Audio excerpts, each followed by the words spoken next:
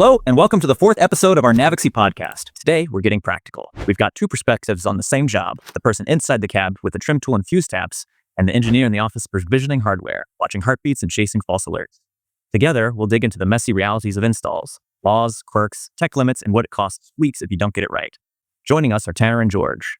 Tanner, from Via-Teck, is an electrical engineering professional with more than 8 years of experience, partnering with OEMs across the globe to bring advanced telematics technology into the real world. For the past 3 years, he's led Via-Teck in delivering international installation solutions, from AI-powered cameras to multicam systems, helping fleets get technology installed right the first time. With his hands-on background in field installs, calibration, and troubleshooting, Tanner brings a unique mix of technical expertise and practical know-how that fleets can trust.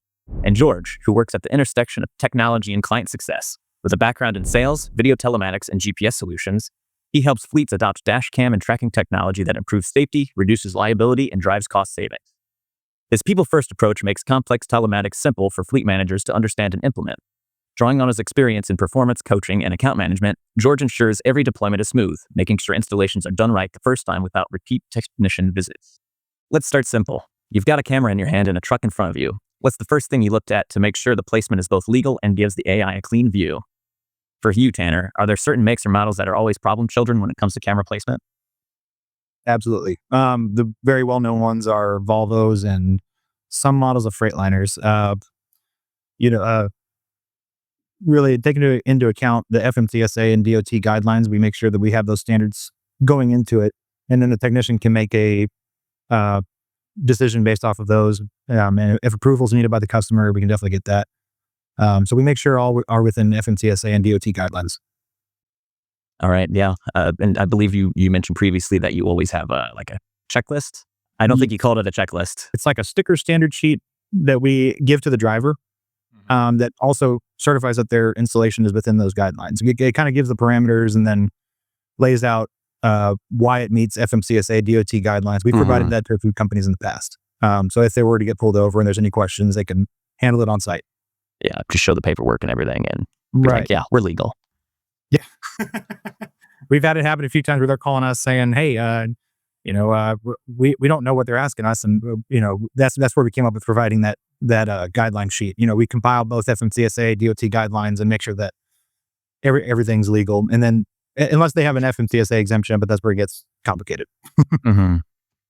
Well, hopefully there's not too many of those. Oh, no. George, from your side, what happens when a camera is a little off in the placement? Are you able to see any issues remotely? And then if so, how do you coach the team to install it without bringing it back in? Definitely, man. Like we're able to see the platform remotely, no matter when the install is happening. As long as that camera has power, we can go ahead and click live and see what's going on. Another thing that we kind of did with the whole tech thing for them to be able to help with placement, because let's say hypothetically speaking, we have a tech doing an install and they're giving me a call saying, hey, can you see the view on the cameras? What's the view looking like? So what we did was go ahead and give them temporary access to where they can go on their phone and they're able to see exactly what's going on, see the camera's view, seeing that the in-cabin camera is in the right spot to where it can pick up those AI events and so on and so forth. And so that's typically what we do when it comes down to the camera angles and being able to see those sensors remotely. And so that's pretty much what we help with the installers to have. Yeah, that's cool that they have that option to do it on their phone. Right. Without having to go back and forth, because that adds more time to the install, let's say. Exactly. Right. From the technician standpoint, that helps a lot. Just being able to see that view and, for their end, just make sure they have peace of mind that that's mounted correctly. Yeah, just like all things in computing, it's like it makes it so much easier if you're able to see the logging or see the error code pop up. Right. And go from there. Right. Moving on, let's jump into California. As we all know, California's laws are famously strict and very hardcore, for lack of professional phrasing right here. Right. Tanner, do you actually build your install templates around California law, or and how do you balance that with states that don't care as much?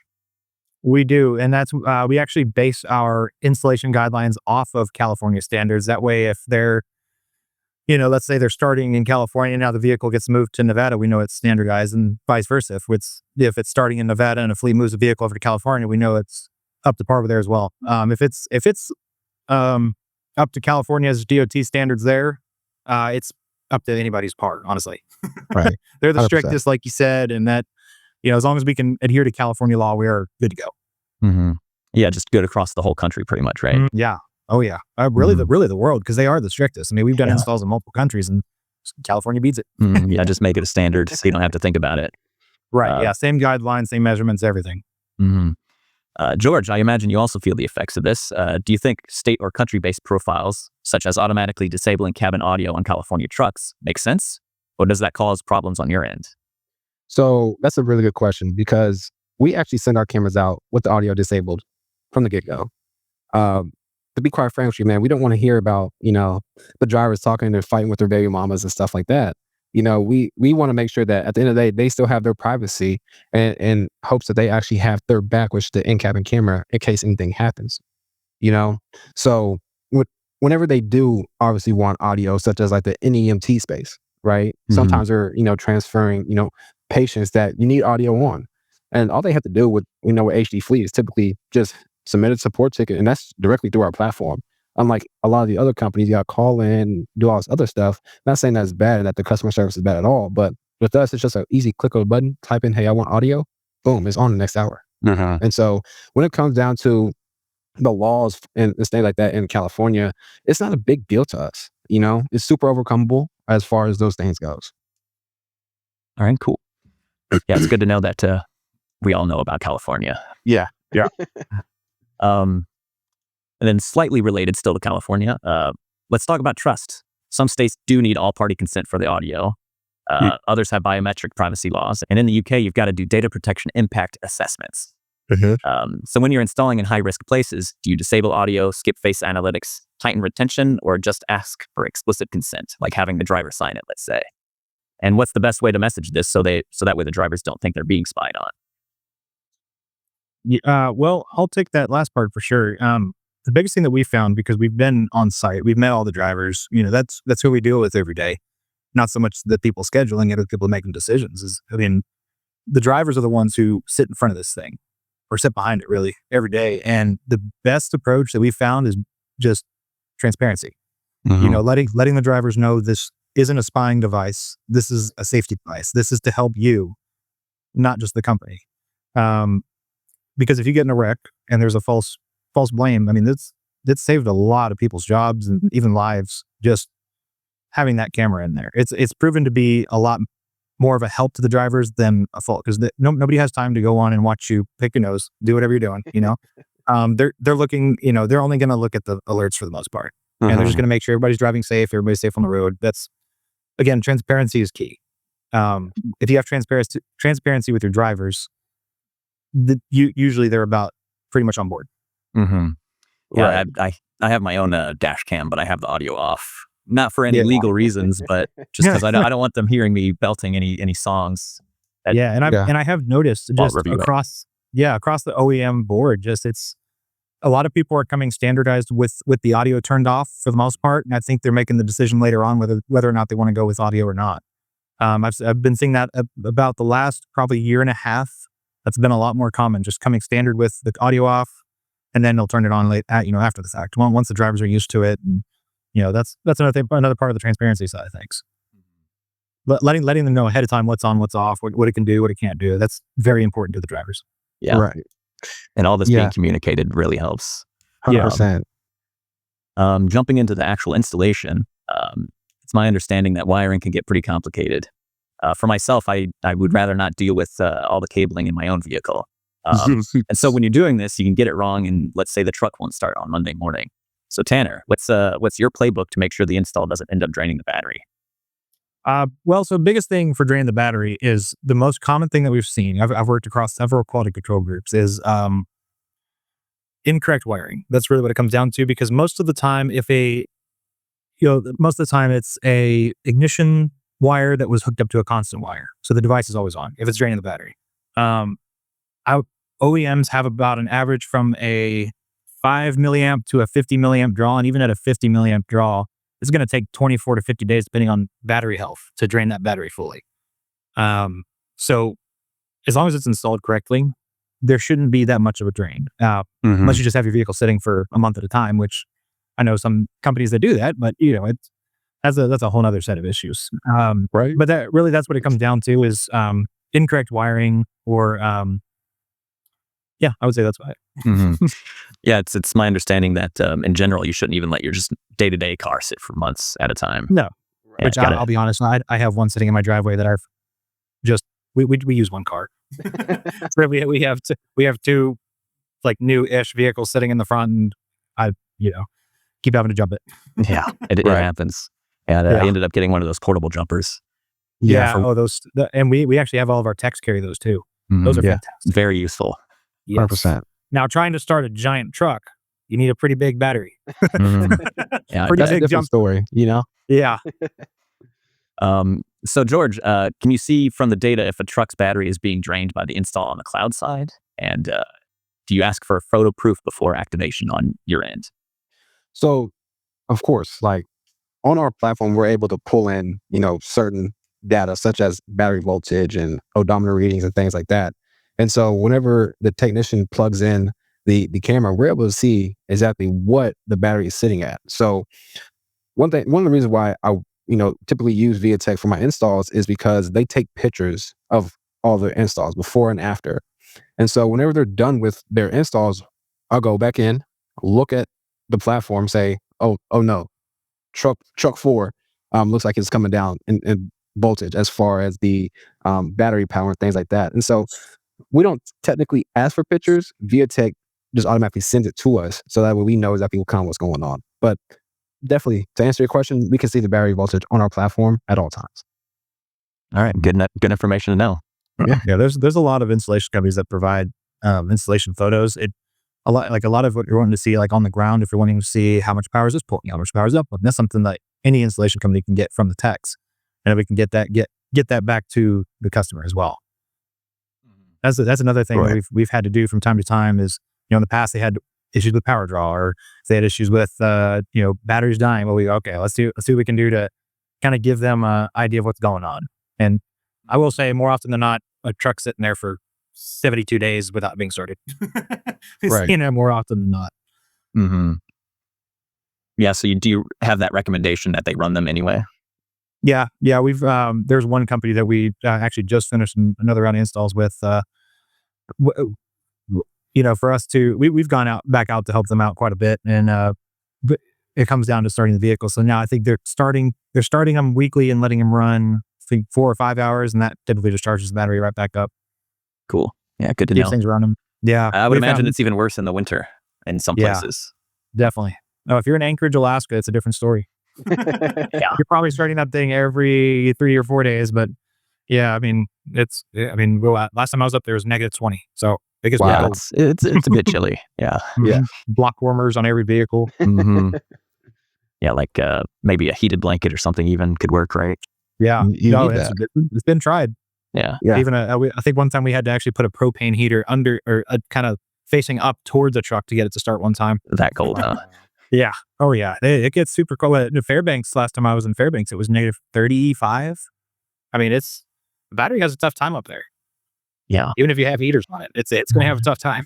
Mm-hmm. Right. Yeah, it's gotta get thawed and moving. Yeah. 100%. So lots of these systems don't really wake up until you do a calibration drive. Otherwise, the detections can be noisy and unreliable.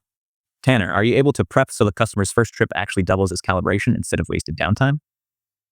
Yeah, that's one thing that we tell our customers specifically is like, well, if it doesn't come from the OEM, it'll come from us saying, hey, you may get some false alerts here and there. Mhm. Double check over them just to make sure that they are, actual alerts. But that first 15 to 20 minutes is very important for the device kind of learning what it's supposed to be doing. It's new, it's still learning. It comes set with general parameters, and a Honda Civic is going to be different than a Freightliner Cascadia. The movement's going to be different. It's just learning the parameters. So that first 15, 20 minutes or miles will help it learn a lot more, but you might be getting a lot of alerts up until then. Yeah, and Right. help the device figure out like even the surroundings of the vehicle, right? Yeah. Like what it sees in its vision.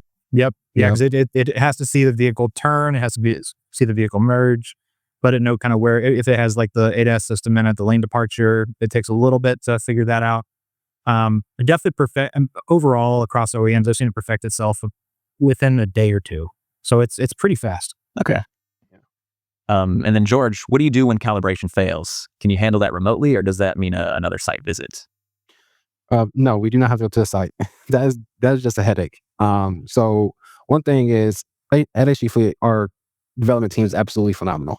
And so what we do before we take any other further steps is we'll always try to recalibrate from the platform. We'll go on the back end, make sure that everything's working properly. But kind of like to piggyback off what Tanner said, these cameras do have AI in it. And so these cameras are learning the habits. They are learning the environment. And so when it comes down to calibration, we can do it remote. And then 9 times out of 10, if it can't be recalibrated remotely, 9 times out of 10 is pretty much a manufacturer mishap to where it's super simple. Let's just send you out another camera. We get back that one, send it back to the manufacturer. Is that it? Is that easy? Yeah. So, and then regarding what Tanner was saying, do you end up seeing a lot more tickets, like maybe in those first couple days, George? Typically, yeah. But we always reassure the customer, hey, yes, the camera will probably give you some false positive, kind of like Tanner said, the first day or two. But after that, it's going to be smooth sailing. After that, the AI has learned the driving habits, learned the environment of which it's doing and where it's going. And so with that being said, after that, it pretty much clears up, but we're always on standby for support. So it doesn't matter. Give us a call. It's always good to have support at the ready. Yeah. I understand this for myself being in support, let's say. Moving on to connectivity. So nothing's worse than finishing an install and realizing the camera can't connect. Tanner, how do you check signal strength and the SIM configuration before handing back the keys? And I know, like many different companies, there's many different SIM providers out there, let's say, and I'm sure maybe you have like a specific one for your own use, right? Right. Well, first off, I'll say that Verizon has been the most reliable that I've seen. Mostly in remote areas, because the two issues that we see when it comes to a connectivity problem is either the car is parked in a garage, you just have that signal, there's nothing you can do about that except move it outside, and the other is it's a remote site, so it could be middle of nowhere in Wyoming, and it may pick up eventually. It's just going to take a minute for it to do that. But we, if we notice that it could possibly be a problem with the location, there's a way that you can check cell signal based off of the SIM provider. And so we kind of get that ahead of time. And if we notice, okay, hey, this might be an issue, or hey, here's a list of all the ones that may be an issue, we provide that to the customer ahead of time. And I recommend that all installation companies do that the same, because that helps the customer know, hey, you said you did this one. I see the document, but it's not coming online. What's going on? And they're calling support. They're calling all these people, when we can just save them time in the beginning and say, hey, we think these will be an issue. We notice these are an issue. Drive 20 miles down the street, it'll be fine.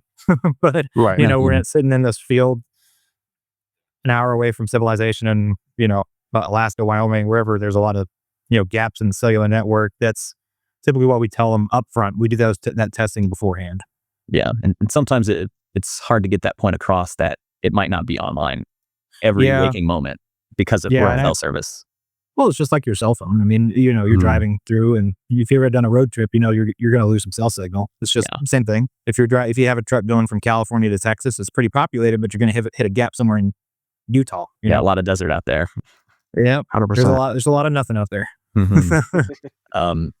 Slightly related to the SIM cards, George. So once an install is complete and the device is online, I'm just curious, who is paying the bill for all that cell data? All the usage.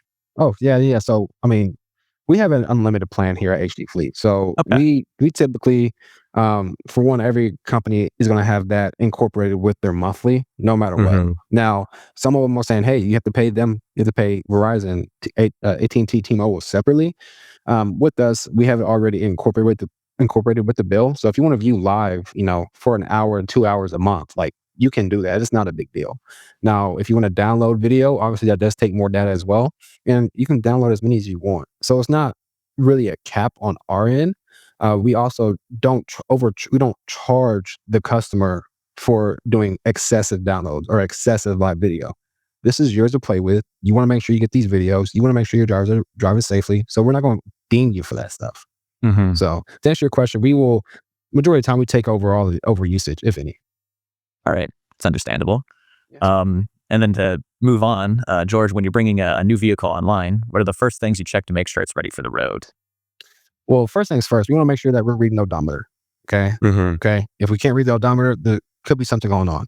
We want to see if the fuel is reporting back to the platform. We want to see what the battery voltage is looking like. We want to be able to see if we can view live, tap into our cameras and just view live. Okay. And if we can't do that, then maybe we need to backtrack some things and figure out what we can do to make sure that this is working. Okay. And then on top of that, you want to make sure they can capture a live video. So you're viewing live, capture a video or a picture. If you can't do that, then there's something going on with the connectivity issue or maybe in the way that it's installed.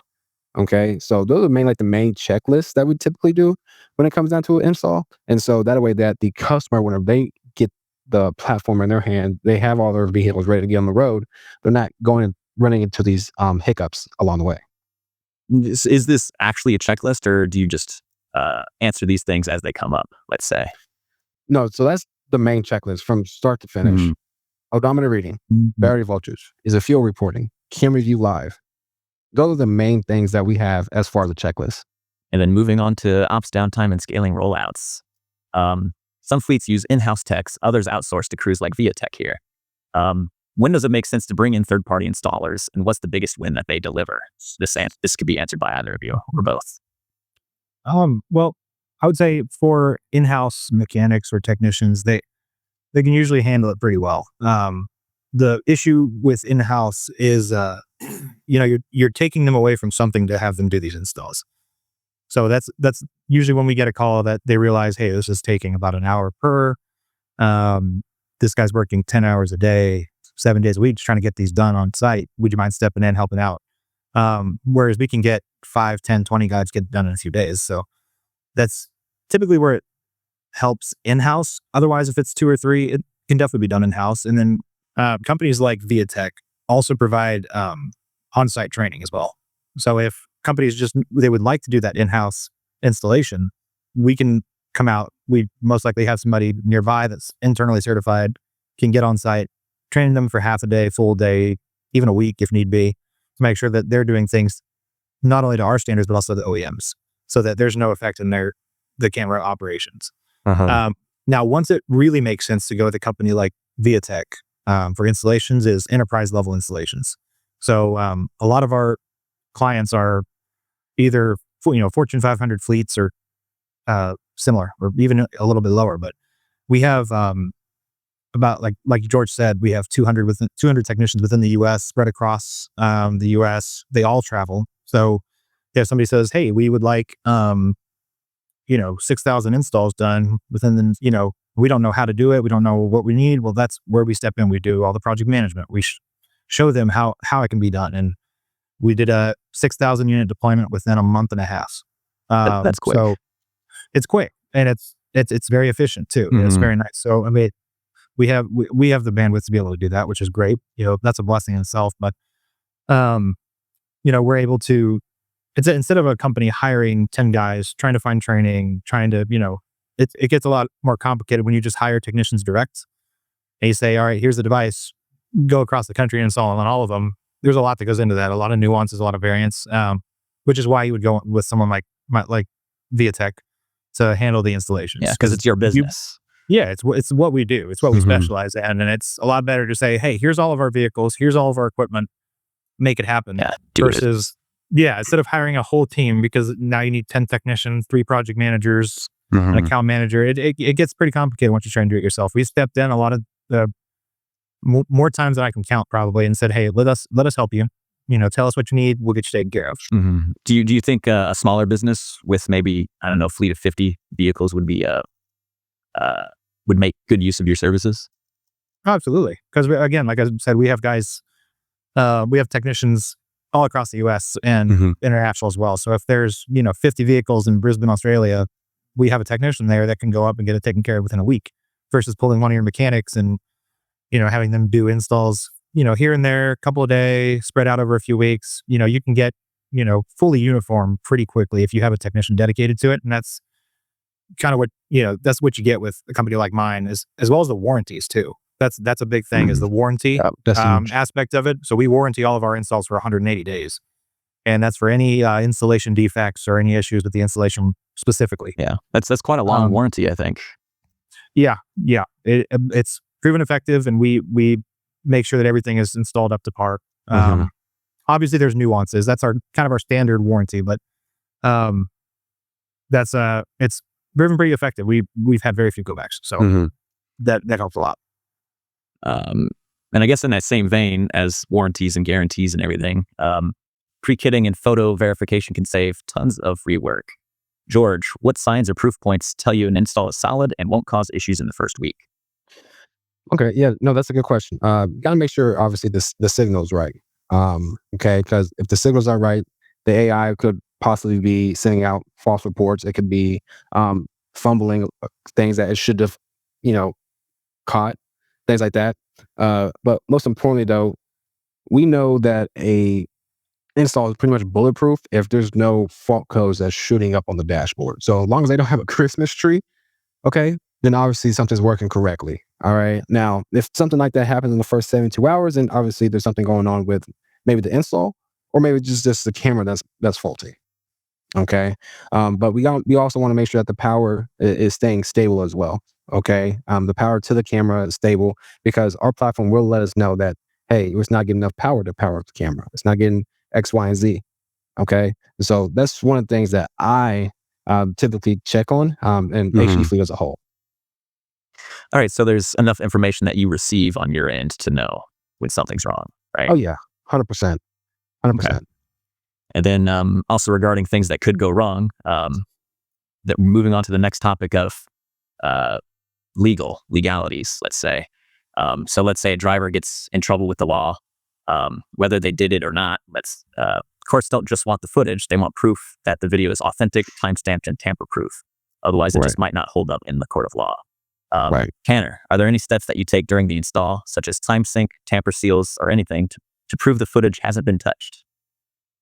Yeah, we have done tamper seals in the past. We also work with the OEMs to see if that's even an option, because sometimes that can actually affect the device. So it really depends on the OEM on that one. In terms of install related, we take, I would say, an exuberant amount of photos of our installation so that we can, if they were to request the installation file, which we have on hand indefinitely, and the customer has a copy of too, they can request that. We send it in. We can say, hey, this is exactly what the install looked like before the install, after the install, during the install, all the connection points. And, we've helped a lot of companies by providing that information for inspections and stuff. So it's definitely proven worth it to have all those photos. Yeah, I can only imagine. And then, George, from the cloud side, what features like audit logs or watermarking have actually saved fleets in tough claims? That's a really good question, because all our videos down the bottom is marked the day, the time, how fast they were going, and obviously a launch and lat as well. Okay. And with that being said, we actually had a company the other day who had someone was coming off the service road and slammed right into their vehicle. Not only that, this was a NENT customer. Okay. So not only did they have the liability for defending themselves with the vehicle that crashed into them, but the customer that they're transporting also wanted to obviously get some money as well. And so when it shows that the driver stopped at the stop sign, on the very bottom, it still had all those watermarks. Okay. Where it was telling them where they were. The video, not only did it show them that they stopped before the stop sign, but it showed the vehicle coming directly and hitting them in the front. And so whenever they took this video over to the courts, they said, okay, this is the time, this is a launch lat, this is where it was, this is how fast you're going, so you were at a complete stop. And so that right there saved them millions. I mean, millions of dollars. And so that's a story that I literally use for, almost every presentation that I talk with, every person I talk with, I use this because this is something that saved them millions. Let's imagine if you have 500 vehicles, right? Just imagine their insurance premium. Just imagine the lawsuit that's going to be coming towards you, All right. Yeah. So it costs. So it's best to have this technology implemented, 100%, 100%, without a doubt. And I think we all know that, transportation logistics companies always have kind of a target on their back. And that's one thing that those cameras do very well, is help the companies on their end in court. Yeah, they're on the road more often, and so when you're on the road more often, you run into more issues. Let's say. Yeah, it's good to have the proof. Yeah, definitely is. Moving on to controversies and tension. Driver-facing cameras are sometimes controversial. Can either of you share a story where drivers pushed back on this and what actually turned things around, if they did push back?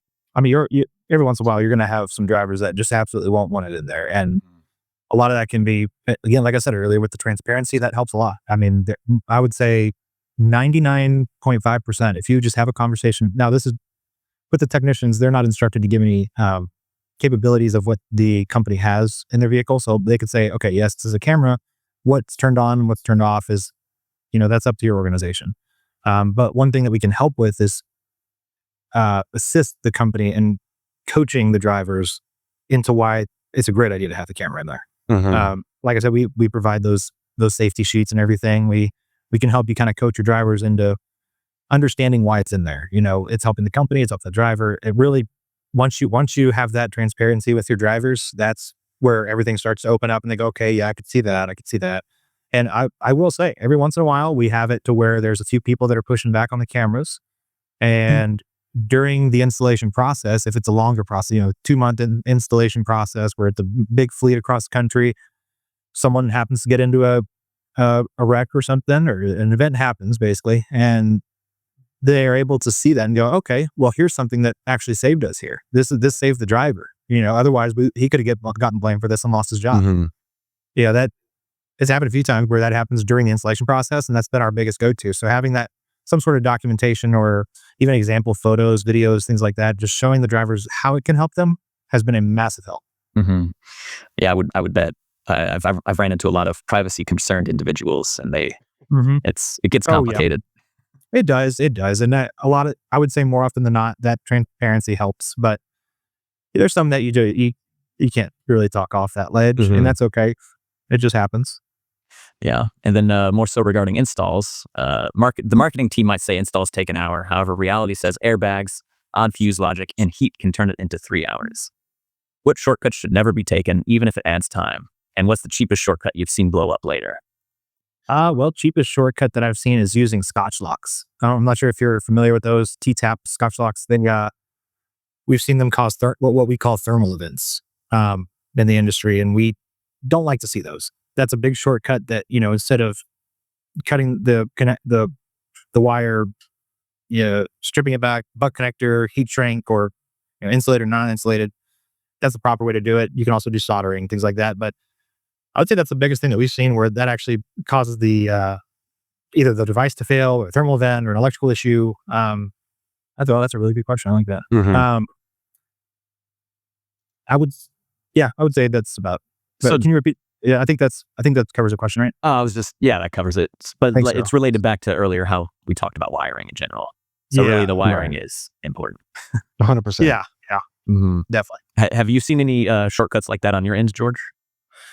So some of the biggest shortcuts, it may not be as technical as Tanner, because he's firsthand with it. He's seen obviously the CPU, which you're plugging into, and things like that.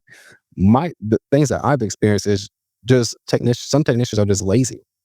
And so they'll have wires hanging, okay? And the next thing you know, they're kicking the wire, then the camera is not getting enough power to do what it's supposed to do, right? Now all of a sudden, they get into an accident. Okay. So that technician just being a little bit lazy and taking the short route, right? Causes a company a couple $1,000s, maybe even $100,000. Okay, or more. Or even more. And so, I mean, that's huge. And so that's one of the things that I typically see is whenever they don't have the wires tucked in, it just looks sloppy jobs. Okay. That's something that we typically don't, actually, I don't like, and why I always prefer a professional install over just a DIY install. Okay. And so that's kind of my take on that. That's a good point. Yeah. Even with just computers, I love my cable management. But I'm not that good at doing it, but I did pay for someone else to do it this last time.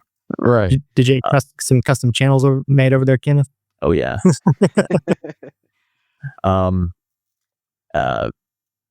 So, okay, Tanner, if you could wave a magic wand, what would you ask manufacturers for? Better brackets for devices, OEM support, or anything else? I would say the biggest thing would be a couple things on standardization. And I think that that could either come from a federal level or even Mhm. just them coming together and kind of standardizing some things, which would be like the installation brackets. We know some, I mean, some are this small, some are this big. They could be, and not all are needed. We can have some sort of, at least a little bit of sort of a standard. And that also helps with, adhering to California DOT and all those parameters. The other thing is, uh, like plug and play methods, like we like to call them, plugging into the data port. That's still not quite uniform in the RP1226 data port area. That would definitely help a lot because, technicians get to a site and they see 6 different RP1226 plugs. They're having to look up the wiring diagram and really make sure they get everything right, do actual manual testing with a multimeter, just to make sure that they have the correct wire. That's happened quite a bit in the past. But yeah, I would just say some more standardization across OEMs. Again, competitors will be competitors, but some standardization across something would help the installation side a little bit easier. But Yeah. that's about all I could say for Magic Wand Rigs. Yeah, sometimes it really does seem regulation would be the only way to get those standards. Yeah, because they and are I competing. think that really is the only way around it. But I know we Yeah. have a lot of regulation in the industry as it is. Yeah, and then it's just 100%. another thing, right? Yeah, another thing added to the list. Yeah. George, from your side, what's the one feature you wish existed to make installs easier, like auto-disabling audio in non-compliant regions? Yeah, auto disabling audio, like I said before, we already sent our stuff out with the audio disabled. Okay, now when it comes to the installs, I cannot stress enough the communication with us and the client, right? In the industry of, with all of dash cams and some installers, communication isn't the greatest with some, which is one of the main reasons why I kept sticking with Via-Teck and having them do our installs. Okay. And so like when it comes to progress, right, we want to know how far along you got with that progress. As far as, so if you did 20 today and you still have 80 more to do, let us know. We can communicate with the customers. And so as far as as far as the non-compliant regions, we don't typically, like I said, don't really have that problem because a lot of times it's turn the audio off. Okay. If you want the in-cabin camera turned off, cool. I can turn it off too. It's not a big deal, And so that's pretty much my take on that, man. If I could just wave that magic wand and just kind of have an easier way as far as, installs goes, just communication. Can't stress it enough. It's very important all throughout life. Oh yeah. Yeah.